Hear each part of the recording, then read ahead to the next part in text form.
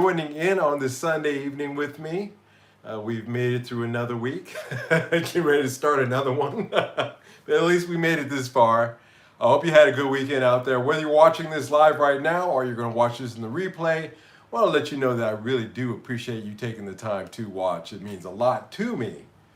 Well, it's a little cooler in the studio here tonight. I tried to cool it down before I came in, so it shouldn't be the sweat fest like it was last weekend, hopefully. But in any case, we'll persevere through it. Yeah, this week. So, this week, I tracked down a couple of interesting stories before we really get started here. I tracked down a Orville by Gibson Les Paul in Japan. If you know anything about those guitars, you know that those were. Hey, Ben, welcome, sir. How you doing this evening? Um, yeah, dig that. And they were about as close to Gibsons as you could get the Orville. The Orville by Gibson guitars, and there's also just the ones that say Orville on them. Those are as good as well. And they're quite well regarded. And I personally myself have had the chance to try out a few of them. And there was a chance a couple of years back where I kicked myself to this day that I was in Japan, actually the last time I was there. And I had an opportunity to buy one, and I didn't, But this opportunity did come up this week, so I have one on its way. It's got some issues for a guitar from 1992, but it is a good enough example that I thought that I would get and at least to take a look at and show off. So that's coming. It's just, I'm seeing that in the guitar market in Japan, the quality of the guitars in the secondhand market really isn't as good as it used to be. It's a very interesting thing to see. Like this guitar, there were two Orvilles at the time. My agent and I, every Saturday, we WhatsApp each other. He goes into the shop and we go on a guitar safari. There were two Orville by Gibsons, and I thought I hit the jackpot because the one was a white custom. Those these days fetch a pretty penny. They're as much as a used Gibson Les Paul, over in the 2,000 plus range. And the other one was a Orville LP S 75, and those also they fetch pretty good prices, hanging there on the rack. Well, he picked up the custom, and it had a very apparent neck break that had been repaired terribly. And that was shocking to me because you usually don't see stuff like that in shops in Japan. That's usually really not even the secondary market. That'll be out there in the the bargain basement bin, I guess, of the secondary market. You would find stuff like that. So yeah, two. The other one, it had a little wear on it, but I didn't pick out was that they had a little issue with a bridge area repair. They seem to do a good job. I sent some pictures of it to Fern. He said, well, it is what it is, especially for a guitar like that. So I went ahead and we'll have that coming in, but it's just interesting that the quality has kind of gone down in the Japanese secondary market. You would never see stuff like that before, even 3-4 years ago, 5 years ago, 4 years ago, last time I was there. You would never see stuff like that hanging on a rack in a store like that. So that just means that I have to be a lot more careful when I'm looking at guitars over there. But it was a good lesson for me. That kind of repair. I didn't even bother to look when he was. But first thing I always look at is the neck to see if there's been a neck break, a head stock break. And I didn't, and then the back to see if there's any damage, because usually a lot of the buckle rash, a lot of the chips and dings and things like that actually really occur on the backs of most older guitars. Interesting, for wear and tear. And in the checking through that, I didn't even think to look at the bridge area because it's very rare that you see a guitar with a bridge repair. But once he got it home and sent me pictures of it, I was like, okay, time to contact Fern. Time to ask him, hey, what do you think about this? Anyway, that's on its way. It doesn't seem to be as bad as I thought it, so that's a good thing. So we'll get a good example of an Orville by Gibson guitar. Well, not a good example, but a good enough. It's about as good as we're going to get in this part of the world at this time. Orville by Gibson Les Paul. What else? So I had a good friend who asked me to locate a guitar for her son, and I set about doing that this week. And first, of course, I had to identify with him what kind of guitar do you like. So I showed him a couple of different ones, different styles, and I played him actually some video clips of the more I talked to him and I said, this guy's looking for something like a Jaguar. So I played him some video clips, sent him some video of my guitar player Kago, who exclusively plays a 65, I think, Jaguar. And just to give him a flavor of that, and he loved it. But in the course of trying to locate for him that guitar, the other big thing that came up is it has to be a lefty. And quite frankly, I've never purchased or been involved in a purchase of a left-handed guitar for obvious reasons. I'm a righty. But interesting enough, Jimi Hendrix played right-handed guitars upside down, as you know. Because it was really, if you thought the market was hard now for finding a left-handed guitar, and believe me, now I'm in the gist of looking for one for this guy. It's tough. It's a tough one. And but back then with Hendrix time, you forget about it. Forget about it. Maybe 1 in 10, or I wouldn't even say that. Maybe 1 in 100 was a lefty on a lot of models. Yeah, maybe that's a little harsh. 1 in 50. Yeah, I'm guessing. So not an easy thing to find, but when I go through these thought processes, of course, when I'm trying to come up with topics to discuss for our live stream here, and that got me to thinking about what is really important when you're out there looking for your the number one most, not even your first guitar, but a guitar. What's the most important thing? What's the number one thing? In this case, hey, greetings, welcome. In this case, really, the fact that this guy is a lefty makes it, something that's, hey, I'm so glad that I'm hitting the right topic here. Good to hear. That's actually really good to hear. I aims to please. It's a necessity. It's not, it's not something that is subjective. In his case, because he's a lefty player, it has to be a lefty guitar. And I started to think to myself, there's so many things when you're looking at guitars that are subjective, that what really, and subjective to the individual. Anthony, welcome, sir. And I thought to myself, maybe we're experiencing a distorted point of view of things. And what do I mean by that? As I point out quite often, that I read forums, guitar forums, to keep abreast to what's new, what's going on, what's hot, interesting things, rabbit hole kind of stuff. But in the course of that, I began to notice as I read through these forums that the average age of the guys on this forum is about 40 years old. And to be honest with you, that's like on the low end of the spectrum. You got guys mostly in their 40s, 50s, and 60s, even 70s, on these guitar forums. That's a lot of old timers. Most of them have been playing for most of their lives. You got a few new guys, but for the most part, it's guys who have been playing for a while.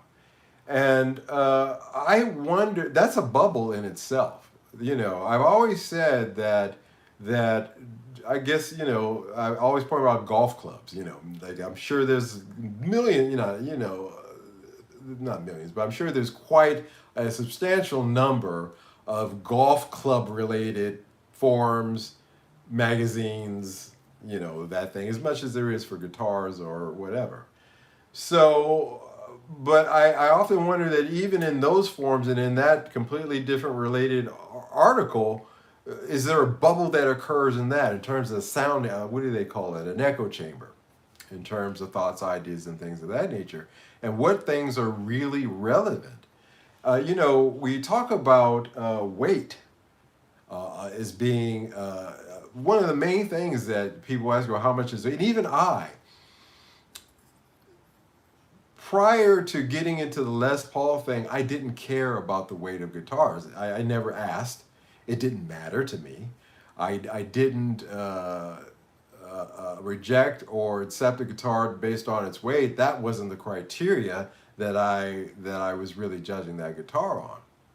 And that's been since I was a kid. No, it hasn't been until I started researching about Les Pauls, getting into the forums, and getting into that echo chamber that I started, talking about the weights. Even now in my videos, I'll say, well, this one is 8.2 and this one, and I'll say that. But prior, a couple of years back, I didn't care. And I still, at this point, I will say how much they weigh because people do care about that thing, obviously, in the echo chamber, but we'll get into that a little bit here. But honestly, I don't. I've got to the point now where, yeah, I say, well, that one I wouldn't want to gig all night, but the thing is, I love that one, and it sounds good, and when I play it, it works for me. So if I had to gig it all night, and I had the choice between that and a lighter guitar, I probably, to be honest with you, I thought about it because I said it in my last video that I'd like to have the lighter Tak Matsumoto, and I really thought about it. I wouldn't. It's like I said, there's just something about that one that I like better. Hey, Don Juan, how you doing, sir? Welcome. Thank you for coming tonight. And so, and I began to think to myself, well, how much is this weight thing really, really relevant to most players? It wasn't. There's some speculation by some cats who think that it was the online shopping experience that really brought the weight of guitars to a prevalence. Because Sweetwater and not Thomann. Thomann, and God help you if you call them up and ask them the weigh before they ship it. They will not do that because they don't care, and they're of the mindset, why should you care about that? But in the States and in Europe, in other parts of Europe, particularly in the UK. Hey, welcome. Thank you for coming. I think that the weight issue really came to a forefront. I think it became more prevalent. I think it became more important to some people's mind. But then I always ask myself the question, how much did the guitar that played the guitar solo for Hotel California, actually there were two guitars, so how much did those guitars weigh? I have no idea. Does that matter in the overall effect of it had in that recording and the way that it came out? No.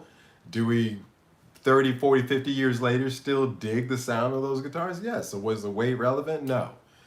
And so that's kind of where I'm at with that. I'm not of the opinion that weight is really that important in the overall. It's not a thing. I am my friend. I hope you're all. Yeah. And so I think that that is not really an important thing. I think that's a distorted view thing. I think that's a form bubble thing. And I think most guitar players will tell you, that they don't care. I think there are some who do care, obviously, about the weight of guitar, but I think just my general consensus of reading through the forums and myself, and just, I don't know how you guys feel, you can chime in. I really don't care about the weight of guitar. That's not the thing that's important to me. So what is important? Well, let's move on. Let's look at another thing. Pickups. I think that weight matters when you have back pains and problems. Yeah, I thought that too. I thought to myself, well, you got all kinds of shoulder problems, you got back problems, but again, what percentage of the overall players have those kind of problems, and which ones, like me, I don't have any of those problems. I don't have any back problems. I really don't have any shoulder problems. Heck, I got to carry groceries. I don't have a car, so I have to walk to the grocery store and carry that bag, and plus my normal workout. So I think for my age, that's not a consideration. It's not about that with me. Um, yeah, that's not an issue. So that's still a small percentage of people who have those kind of issues. There's some older cats who say, "Hey, there's one guy who actually addressed it. He said, hey, I'm 70 years old, and I play whatever. I've had some that aren't boats, but they're weighty, and I don't care. So again, subjective in that point. Pickups. Another thing that's obviously subjective. We've covered this before. We've talked about pickups. Pickups can be swapped out. Boy, I have played a variety of pickups. I've played Gretsch style pickups in the last month or so. I've played several different flavors of humbuckers, single coils. I've played a lot. I've tried out quite a few. And, I am really starting to get to the opinion that the guitar will tell you what pickups are good for. If you have a good guitar builder who's really, they all do to a certain extent, but if when you start getting up there into some of the real quality stuff, not the mass-produced stuff, like my Stoner guitar, I'll give that as an example. I think those guys really match the right pickups with that guitar, because it's one of those rare occasions where I picked up the guitar, played it, and particularly the neck. That's the first, when I plug it in, I always hit the neck up, because 9 out of 10 times there'll be muddiness there. You guys know what I'm talking about. And I hate that. And, you can adjust the height of it. You can adjust, some pickups, you can adjust them, to as tall as Mount Everest. It's not going to make a difference. They're muddy.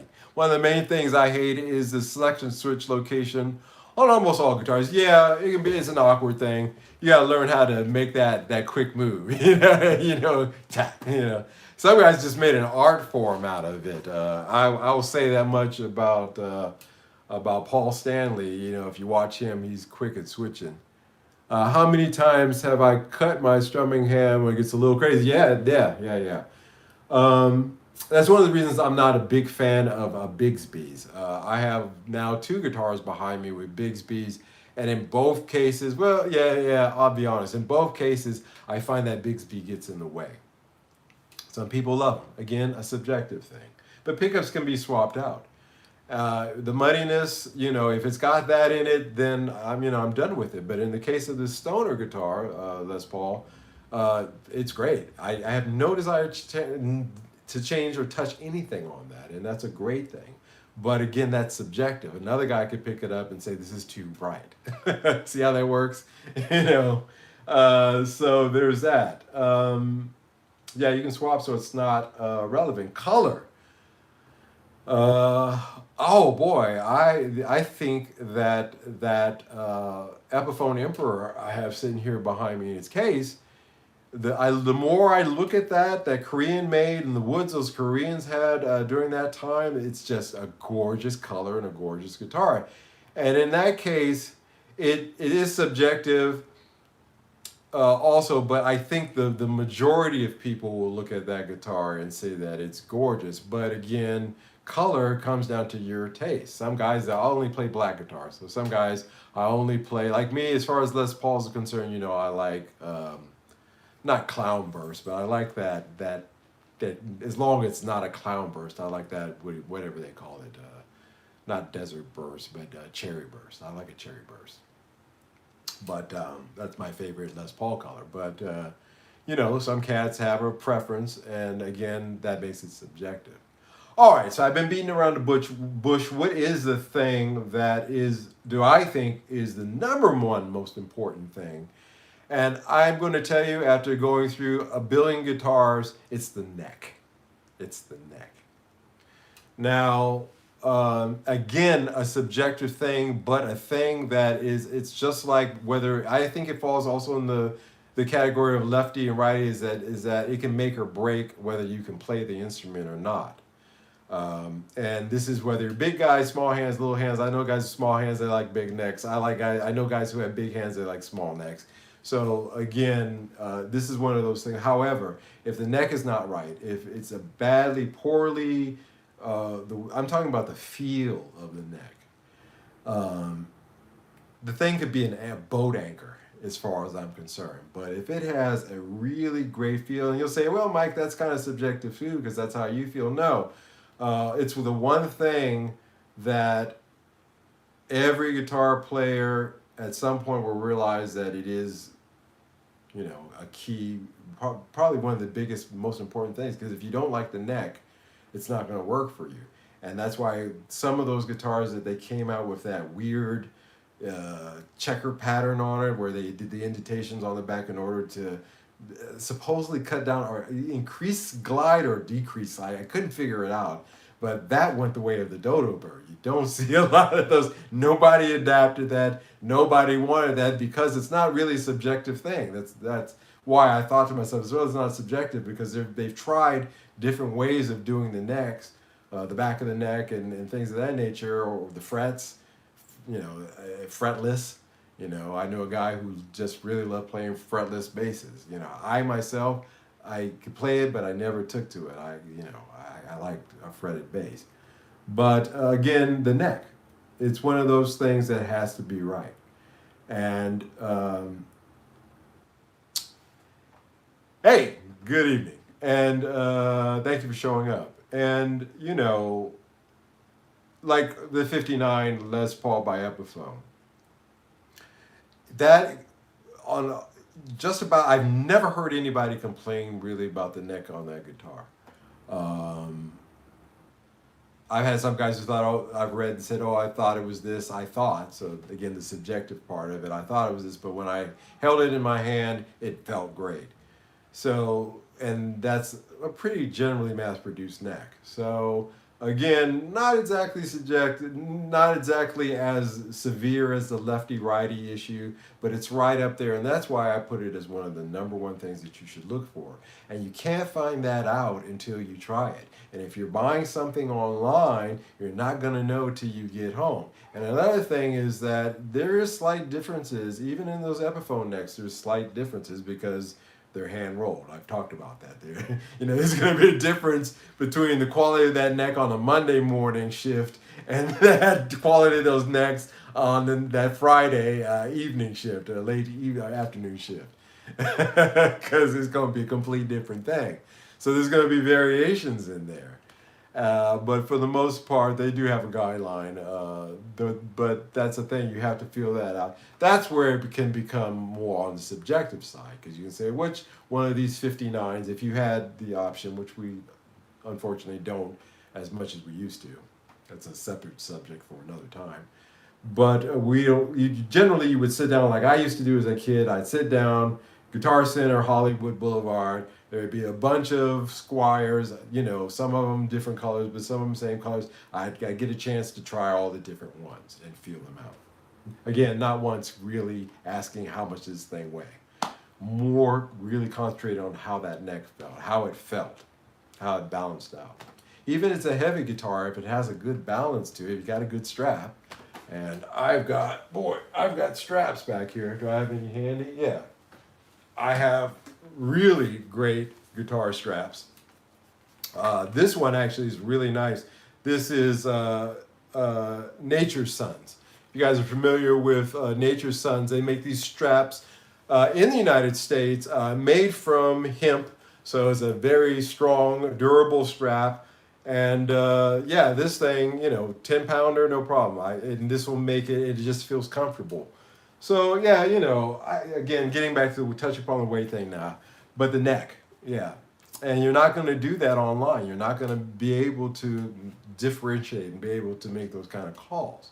So that kind of sucks. So if I have the option between, I better go to the store rather than online. Never bought one online before. Yeah, I always say go to the store because you may go to the store with one guitar in mind and walk out with another. Online you're pretty much going to focus. Oh, well, let me look at these today, and you'll open up the pop up for that, and you'll get that.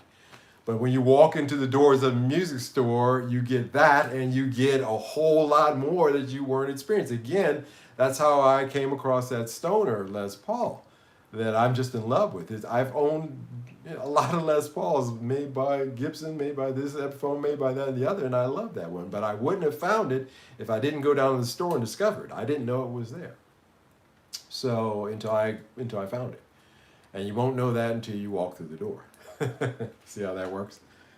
And we're being denied that. We're gradually being denied that pleasure.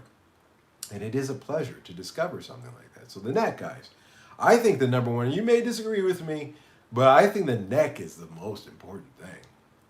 Got a lot of guitars here sitting behind me now, starting to stack up again. And all of them have different necks. The slimmest taper neck I have is on that 98 Diamond MT75T. That thing has a slim neck because, but again, during that time in the 80s, transfer, 90s, and that period of time they were in. But it's what I consider to be a comfortable slim neck. I like it. I've played some slim neck guitars that were just ridiculous. They were, and the more that I think about it, guys, and I had a Les Paul Plus, a Les Paul Classic Plus. Is that what it was? 92, 93. Check back in my videos. Look back, go back, and you'll see it. I'll talk about it. That I bought in Los Angeles at a store, and I brought it back. I think I sold that maybe that's the one I traded. I've traded so many I can't remember what happened to it, but I didn't take to it, and I didn't take to it because it had the most ridiculously slim taper on it. I mean, it's like somebody. It's like Jimmy Page's neck, I could imagine, because he filed his down. He had a 58 neck and he shaved it down by almost by half. And that guitar, that 93 Les Paul Classic that I bought in LA, I always suspected that there was something off about that guitar because I have never then or since come across a Les Paul that had a neck, even ones that had so-called slim tapers, like the standard 60s that I had. That one was supposedly supposed to be the same kind of neck. But no, that was weird. I kind of suspected that. Guys, I'm really starting to think that one may not have been real. I'm sorry, I really am. That store, that guy had a fake Les Paul. It was, it was a builder, but it had the Gibson logo and it was all done up, and it was also relicked a little bit as well. And he told me it was a fake. And I thought to myself, you're a Gibson dealer and you're up here selling fake Gibson. Isn't that kind of not a good thing? But being me, I kept my mouth shut. One of the benefits of being me is learning at a very young age when to keep my mouth shut. And I went about my business, but I start to think about that guitar. It's been long gone, but I long suspect that guitar also may not have been what he was purporting it to be. Greetings, everyone. I got my guitar from Gertrude Pearson McCarthy. Best guitar I have. Neck is slim, but sound is amazing. Yeah. And you'll get used to a neck too, without really having to force yourself, It's a lot of guys, somebody asked Joe Bonamassa, my weekly Joe Bonamassa story. Because I read Guitar World magazine. It seems like they feature or have a feature article on that guy like every freaking week. But anyway, online magazine. But they asked him, how can you switch on stage between so many different necks? And he says, I don't care. It doesn't matter to me. Whatever the neck is, I can play it. But the point is that it has to be necks that are comfortable. And believe me, Joe Bonamassa has never turned down a vintage guitar that was a boat. As a matter of fact, probably, he didn't care about the weight. That was not something that was, important. Again, he always talks about how it feels, and that's, again, the neck. and that comes before you even plug it in. So that negates the pickups. So you can see, where I'm going with this, why I feel that way. And just something to think about. It's funny because, like I said, I think we have a distorted viewpoint. I think we have a distorted viewpoint from this age of the guitar form. I think that we really have got to a point where it's an echo chamber, and it used to not be that way. I told you for the guy that I first learned rhythm guitar from, he made his own guitar, and I swear he made that thing out of a tabletop. I'm serious, that thing had to be 14, 15 pounds, but he made it, and he was the only one who could play it. It had a neck on it. It had a 58 neck on it, like a 57, 58 neck on it that he dug up somewhere, and he was the only one who could play it. But when he played it, boy howdy. So there are some exceptions out there, I suppose. There are guitars that only like one guy or two cats could play it. Yeah, so something to think about, guys. Something to think about. Guitar neck is most, and you're only going to get that, if you go to the store. So if you can, time, drive distance, or availability, that can be a factor. But if you have the opportunity and you're in the market for buying a guitar, it would behoove you to find a way to go to a shop. You'll be surprised what you may find. What was the next topic tonight? Oh, pedals. As you guys know, I am a lover of guitar pedals. A reformed junkie as far as guitar pedals were concerned. I have finally stopped. I haven't bought a new pedal in a few months now. I think that's the first time in a long time that I can say that I am sober on buying pedals. So, but only because, like I said, I'm not doing a lot of recording these days. And also, I'm super happy where I'm at pedal-wise. And also, I think, I bring this up every month, every few months or so, this topic, but I always have a different way of looking at it, and tonight will be no different. I always think to myself, boy, these pedal prices are off the chain. Off the chain. The things that people are asking for these pedals. So, much like I did talking about percentage drops as far as Epiphones last week, I thought I would do a little research and a few calculations on where the prices of guitar pedals really are.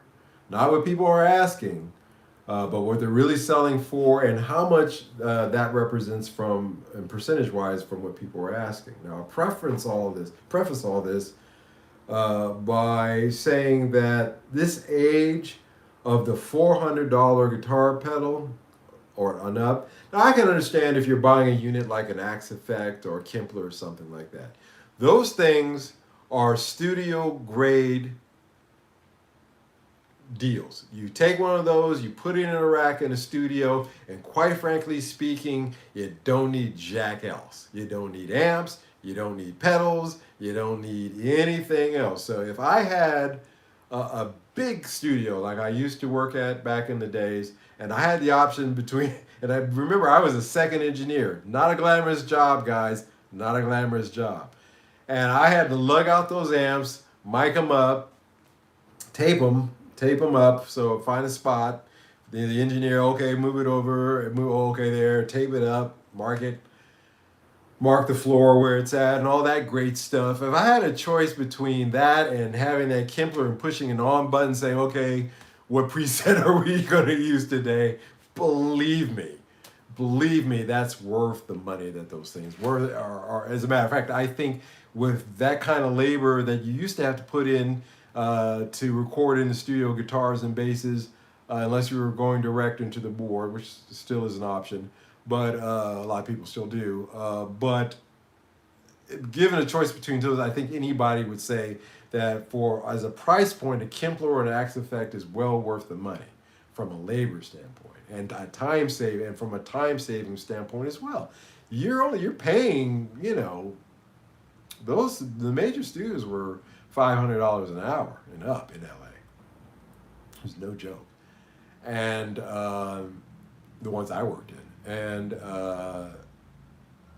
time is money, but money is not time. I'm sorry. Oh, that 70s show joke.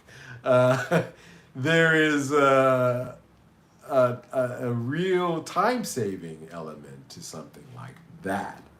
So I can dig that. When you get into these universal audio pedals and quite frankly, the Sovereign I have here, the Cab Zeus, any of these pedals, any of this stuff up here, I think that when you're getting into the $500 range, the return on investment on that are terrible. And in terms of the reasons why I think the Kempler and the Axe Effects, I'll leave those alone because I think that those are time savers or money savers. So those are all good. The universal audio is you're still going to require a few other things in order to go along with that. Additional boost pedals. Well, it's got the output. You've got the amps and the simulators as far as power amps and things like that. That's fine, but you're still going to want to hook up some other pedals to that thing. And at that price point, I don't know if that's such a great thing. Now, 2 years ago, okay, so I'm saying basically that I think that the modelers are in their own genre. They're in their own thing. And from a lot of reasons that I just laid out, I think that those are a fantastic value if you were to get into one of those, because that's all you ever need. You don't need any of this other stuff. You don't need it. However, when you start getting into those $500 and below, and that seems to be the sweet spot of where most manufacturers are aiming for their new products. Have you noticed that? These guys, the prices on these things, these pedals are climbing even now. Most of the universal audio stuff averages around $400 and up. As a matter of fact, the universal audio, like the Dream 65, that's on the low end of the universal audio pedals. Some of their compressors and some of their other stuff, a lot of that stuff will run you up into, the $600, $700 range. And I think to myself, who is that for? Every day, I really ask myself, who are they building these for? There are only pro guys. They pretty much have, through the years, through the decades of their lives, especially if they got to the point where they're a pro, have pretty much locked down their rig. Excuse me, I got a light issue here. They pretty much locked down their rig. So they're not going to be out there hunting around saying, well, that looks interesting, let me add that doohickey to it. It's not really going to go down like that too much. And if it is, it's very rare. So, okay, that's a group that's out. Studio guys, like I said, if I had a choice between, a UA pedal and a Kempler, that goes, or Axe Effect or something like that, that goes without saying. So then that comes down to the small studio and the home enthusiast. And where we're at, our sweet spot. And you have to ask yourself, really, how many are they selling within that market? And why is it that the prices on some of them have not the price on some of these pedals, but we'll talk about universal audio and one that I'm familiar with, the Dunlop Echoplex pedal. I own that, as you know. Why is it that their price has not gone down in terms of the secondhand market, even reverb sellers, that market as well, which is a mix of secondhand and retailers. The price on these, asking price, has not dropped. As a matter of fact, we're seeing an increase in price of asking price on these pedals, not just from the manufacturers when they first release it, but also maintaining and even going up a little bit in the secondary market. I think A lot of this may have something to do with the success of the Klon. I think a lot of people said to themselves, wow, there's a pedal that, is up to, it's like up to $1 billion. Last time I checked, it was 5,000 they were asking for that thing. I'm sure it's up to, $1 million now. At this point, I haven't checked. But I think that had a lot to do with a lot of manufacturing. I don't know. I can't put my finger on it. It's certainly more than, sourcing and cost and things like that, sure, but not to this level, not to this level. So I owned the Dunlop Echoplex pedal. It's basically their version of what an EP3 would sound like. I thought it was interesting because, as you know, I owned an EP3, and I wanted to test that pedal against a real EP3 and decide which one sounded best. You can go back in my archives of my videos, and you can find that video where I did that. And the Dunlop Echoplex, of course, was great, but it left me a little wanting. I sold it on Reverb exactly a month, within a month's time, exactly 2 years ago. And when I sell things on Reverb, especially that pedal, because it was practically brand new, still had its box, still had its paperwork, nice condition. I'll look at the average price, because they'll tell you on Reverb which the average price of these things, what they're really going for, and I may go about $5 more than that. And then I see what kind of bids I get from there. And this one I listed for $85, which means that they were probably going for $80 at the time, but I got $85 for it. This was 2 years ago. It sold for that. Currently, right now, if you were to go to Reverb, or you were to go to most of the usual suspects, eBay, places of that nature, these pedals are going for $200. It didn't go for that when I bought it, by the way. To my recollection, it was maybe $50 less than that. It somehow now it's gotten up, again, among retailers and in the secondary market, to $200. Now, again, I've told you, you can ask for ice cream in hell. Doesn't mean that you're going to hear the ice cream man in the distance. It's not going to happen. So you could ask $200 for this pedal that I sold 2 years ago in excellent condition for $85. What are they really going for? Well, they're really going on average for $113. So that still is a over $30 increase from what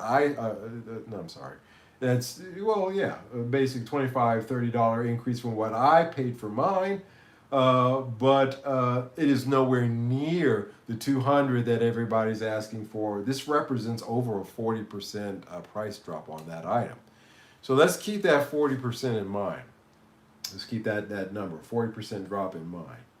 Now, I've said in the past that I was interested in the Universal Audio Dream 65.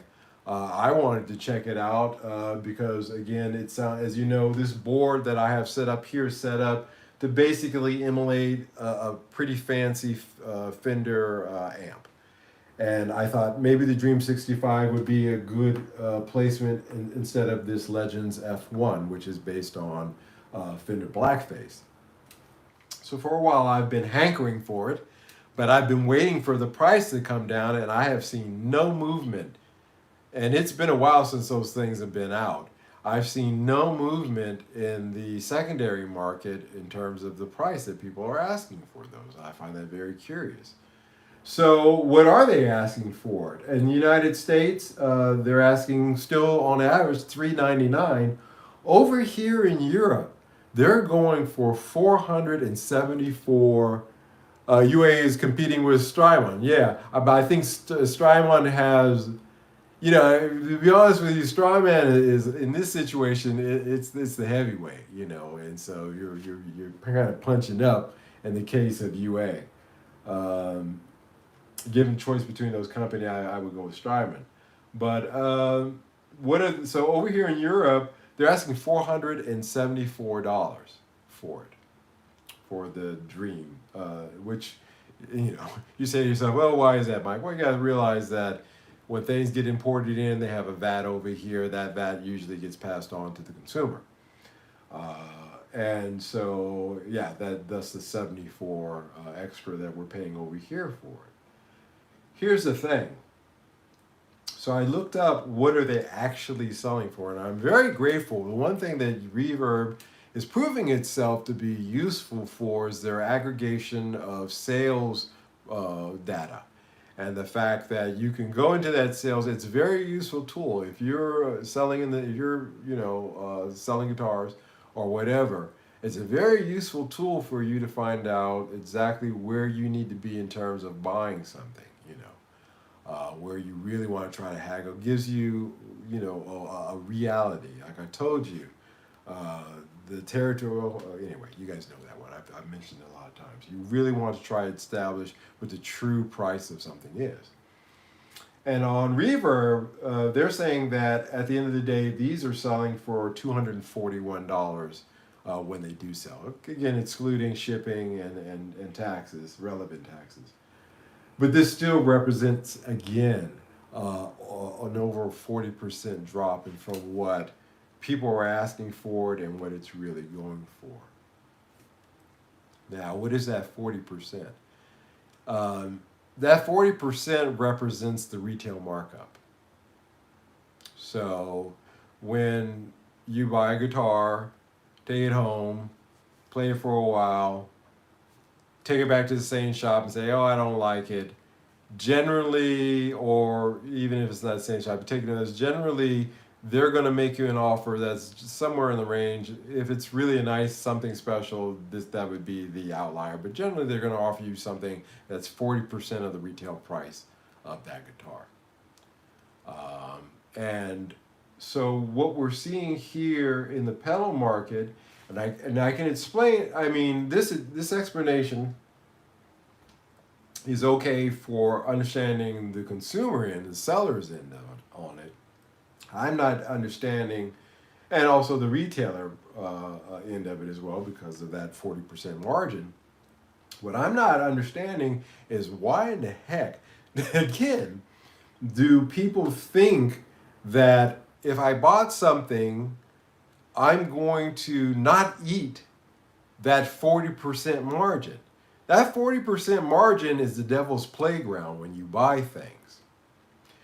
When you walk in and you buy something new, that's the retailer's markup. That's there's a whole lot of stuff in there. That's where the profit margin. There's a whole lot of stuff in that 40%. And when you walk off the lot, when you drive off the lot with that guitar, that 40% you've paid that. That's been paid out.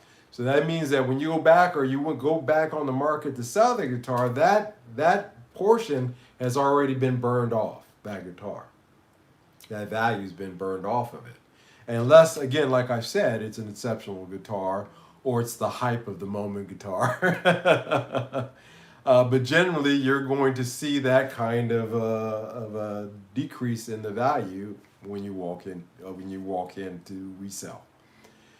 A lot of folks are trying to sell these things like they're retailers.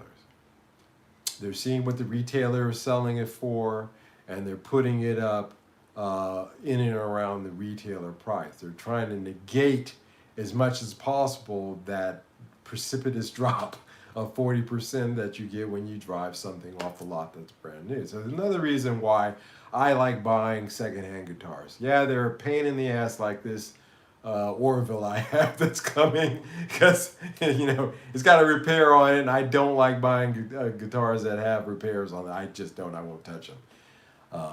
But still, even in this case, it's a special kind. It's a very rare thing that's highly regarded.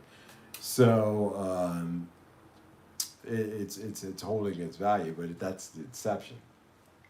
It still has value even with a repair on, not a neck repair.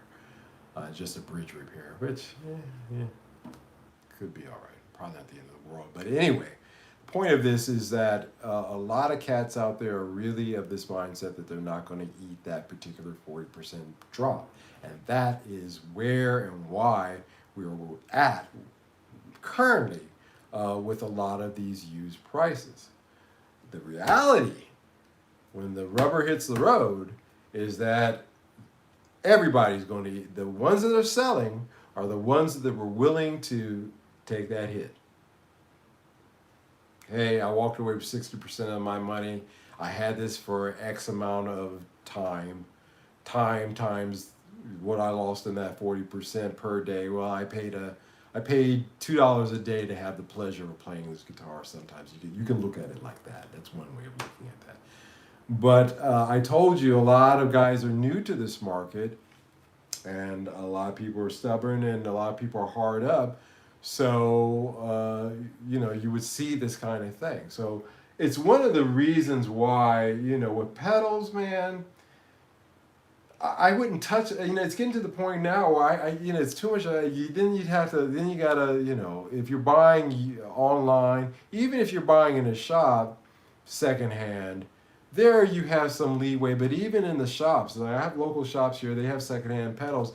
Even those guys, it seems like they're trying to, they bought it for a song. They bought it secondhand, and they've wiped that 40% margin out. They're trying to put that needle back up to full again as possible when you walk into a shop with some of these pedals. Pedals, in particular, I've noticed. Guitars, that's another subject.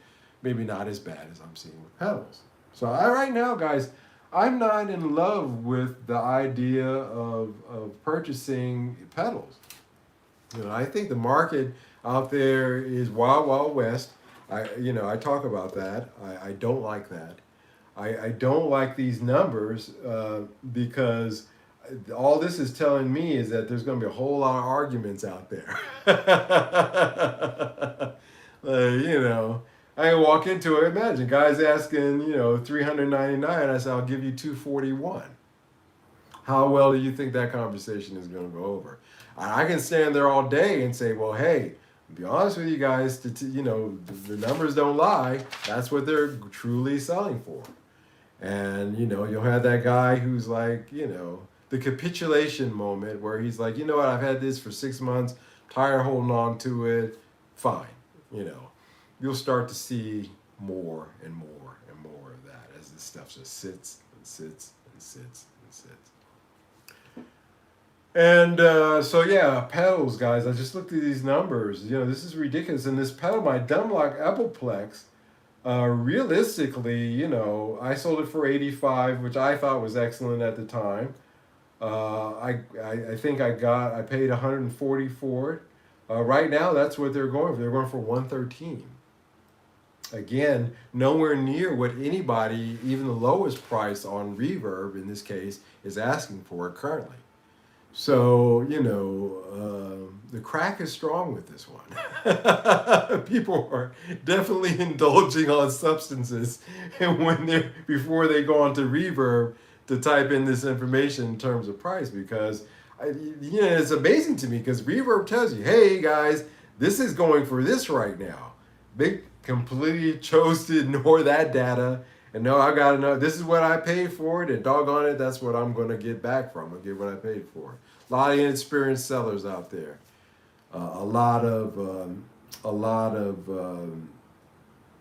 stuff going on out there. So I would cool it myself. If you guys are interested in buying pedals right now, if you can walk into a flea shop or a pawn shop or somewhere where they're not specifically dealing just in musical equipment, they got a lot of stuff on the shelves, then you're in a winner chicken dinner situation. Maybe this next upcoming in September Vinendal guitar show, where those guys, if you got cash and you can offer them 241 on UA Audio, and you probably walk away with it between that and maybe 250. So that's the only other options that I have. I'm not buying any pedals online. I'm not even entertaining the idea of it. I'm not even thinking about it, because this is nuts. I knew it was going to be nuts, but nobody wants to eat that 40%. Nobody wants to eat it. Hey, Florida's in the house. Bring a little bit of sunshine love here. Thank you so much. Yeah, I'm not even interested, guys, because the pedal market has lost, even with the manufacturers. Again, who's buying that really? Who's in the market for that? For the price of that one UA with the band, $399, I could buy the F1 and the Fender level set and the Nobles that I have here on my board. Not the Sovereign. Sovereign's expensive. Sovereign wasn't cheap. But the Cap Zeus isn't cheap. The Zoom's super cheap. Yeah. You know, for that kind of money, yeah, but it does some of the things that the pedals that I just mentioned does, but it's modular. I can't make any changes. If something happens to that pedal, I got to send it in to get fixed, and that means I've got jack. You know, I just it's a losing proposition to me. If I were to walk away from doing pedals, my next step would be like an Axe Effect. I'd buy one of those, I'd rack mount it right here, and that would be it.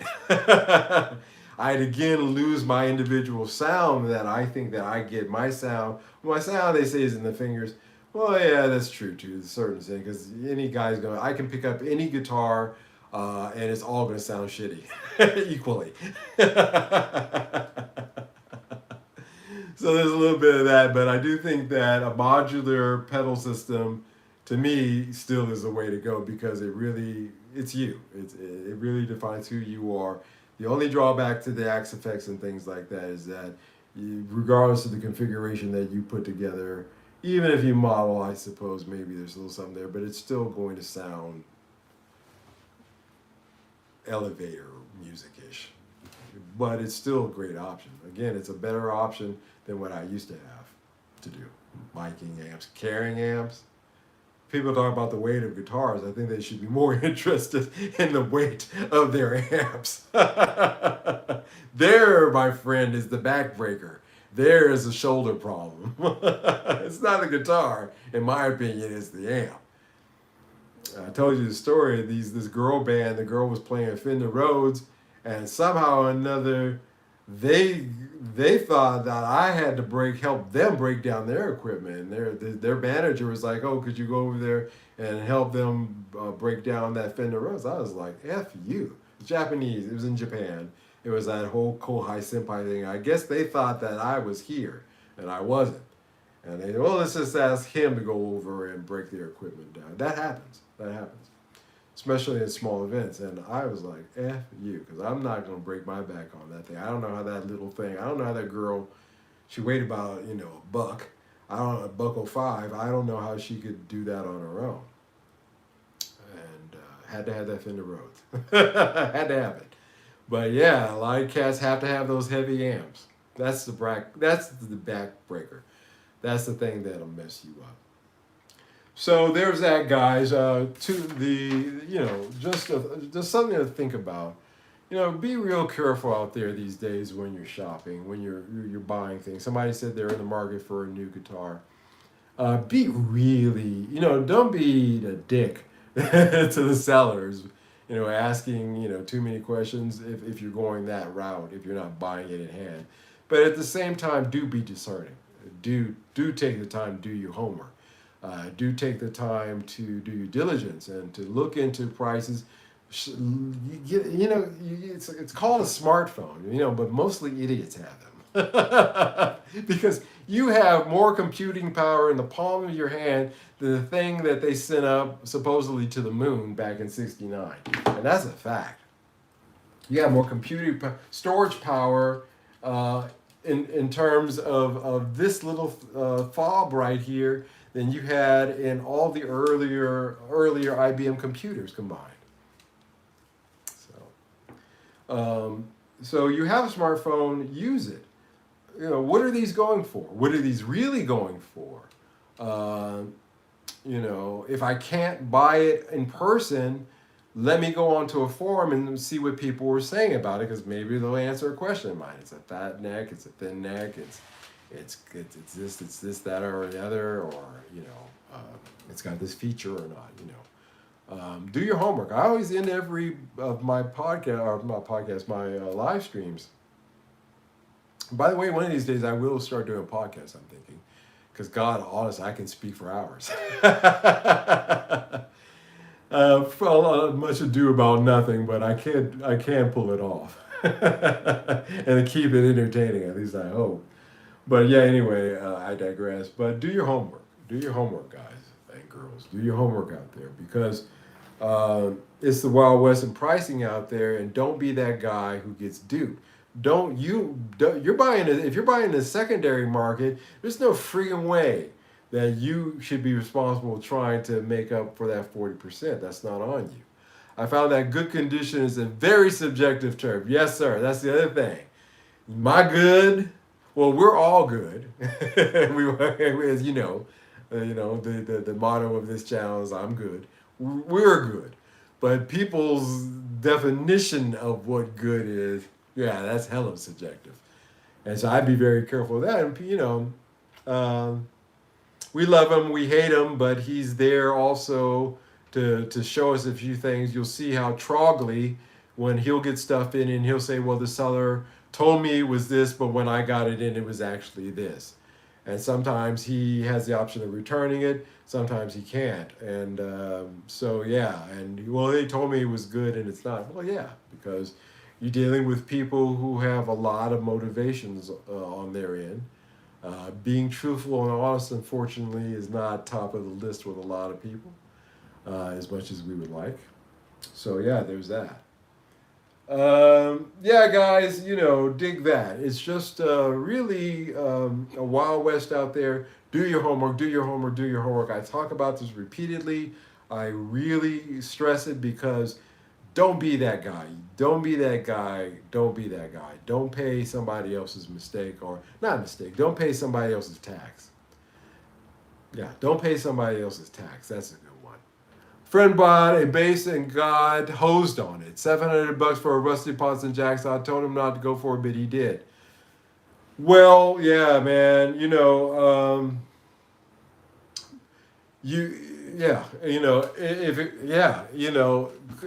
If you're getting into something that's vintage, or like this good example is this Diamond behind me. The more original parts it is, the more value it holds to itself. You got to have those original pickups. You got to have the original knobs. You got to have everything original. Then it makes sense to pay that kind of tax on it when it's an older guitar. But the minute you buy something like that, if you've got to replace this, if you got to replace that, every time that you replace a part, every time you have to do something like that, that $700 actually, you're not only the cost that so it's $700 plus. You're putting the plus side because of the parts that you have to buy, so it's going to end up being $1,000. But on the resale side, you're actually diminishing because you're replacing parts. See, that's what I'm saying. Flipping and buying stuff, is these days is something that you really gotta know how it works, so that you don't get hosed, as was pointed out. And but if he loves it and he thinks it's worth the opposite side, the positive side of that coin, because I always want to try to have something positive in it. If he loved it so much and that neck felt good to him and he felt, hey, I'm going to put some work in it, it's kind of a love project, hey, that's good. I can't argue that. But if it was the base that he was counting on and he doesn't have a lot of bread, and those kind of repairs is going to be more of a devil's bargain than he thought, then yeah, he got hosed. And that's what I'm saying. You guys got to be careful because there's a lot of that going on out there. Even in the shops. I started this show out by talking about the Japanese shops and how I was surprised to see a guitar with a neck break in it, and how I unfortunately got one that ended up having a bridge repair. I keep saying unfortunate. Guys, it's fine. The repair work was done in Japan. They did a good job, but I absolutely abhor buying a guitar, especially if I'm planning on moving it on, that has any kind of repairs on it whatsoever, because of what I just talked about in regards to that bass. You don't want to start putting money into it that you don't feel you're going to get back. And also, You know, every nick, every mark, every excuse that you can give somebody not to buy that instrument, you want to try to avoid if you're a reseller. So yeah, there's a lot to consider, guys. Do your homework, do your homework, do your homework, and do your homework again. I am constantly studying this. I am constantly looking at this market because it's a job, one of my companies that I do now that I've set up for my old age. Actually, guys, this is me slowing down. And you know, you don't travel around the world like I do, sipping pina coladas and getting fanned. Although I have been in that situation. That's another story for another time. But you do put the work in. But I am finding that it does require a lot of study and a lot of diligence. So be diligent. Keep your eyes on that. Don't know if you checked it out this week. I did a video where I busted out that Tak Matsumoto guitar and I did a little demo of it, talked about it a bit. You know, guys, for me, that Tak Matsumoto guitar is probably the most growly guitar that I've ever heard out of humbuckers, out of Burstbucker 2 and 3. It has in it. It doesn't even sound like Burstbuckers, to be honest with you. It's a puzzling thing. I don't know if it's the construction of the guitar. And I'm not saying it's a bad thing. It's got a growl to it. If you're into that, you know, baby, that's the way to go. But I've never heard a set of Burstbuckers sound like those. Kind of, I don't know, gravelly is the other word that I could use for it. So it's very interesting. But check that video out if you haven't watched it, me demoing that guitar. This week coming up, I will do the Diamond MT75, so I haven't covered that yet, so we'll get into a in-depth coverage of that. We will be doing also probably another conversation with my good friend Jock Richmond. If you guys have ideas for topics that you'd like for Jock and I to talk about, production topics or whatever, always leave them down in this video. You can leave down in the comment section. I'd like to see comments anyway, guys. I really do get a kick out of reading your comments. So if you do have the time, put something down in the comment section. A lot of encouraging things. I am very proud that I grew this channel organically. I never went on Instagram. I never promoted on even the forums and things that I do. I don't really mention that I have a channel. All this has been built up over time and just one person at a time coming and checking this out. And we're getting close to 2,000 subscribers here. It's unbelievable. That in this amount of time that I've gotten there, and it's fun, and it's a great feeling. You know, it's a sense of accomplishment as well, and it's on both ends because it's you guys supporting me and me taking enough care to care about you and to try to bring you things that you find enjoyable to watch. So with that in mind, I hope that I continue to do so. So stay tuned for that coming up this week. I'm going to end this live stream now because it is starting to get hot in here. And as a matter of fact, I'm going to turn this damn light off right now because I feel like I've been in a tanning booth for the last hour or so.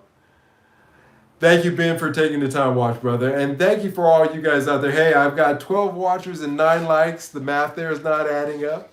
Hit that like button. Hit the like button, guys. If you're watching this in the rerun, don't forget to hit the like button. If you like this content and you like this live stream that we did here tonight and you haven't subscribed yet and you're just checking it out for the first time, why don't you do so and subscribe here with Upstairs to the Right Music channel. Great audience. Great people here, a lot of fun. What's fun? A lot of fun. It's getting late.